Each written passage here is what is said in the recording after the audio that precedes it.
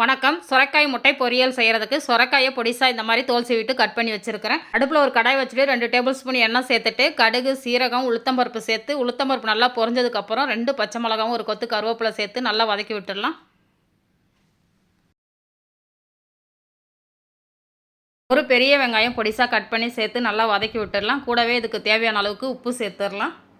வெங்காயம் நல்லா வதங்கி வந்ததுக்கப்புறம் 1/2 டீஸ்பூன் மஞ்சத்தூள், 1 டீஸ்பூன் மிளகாய் தூள் சேர்த்து நல்லா கலந்து விட்டுட்டு கட் பண்ணி வச்சுருக்கிற சுரைக்காய் சேர்த்துட்டு நல்லா கலந்து விட்டுடலாம்.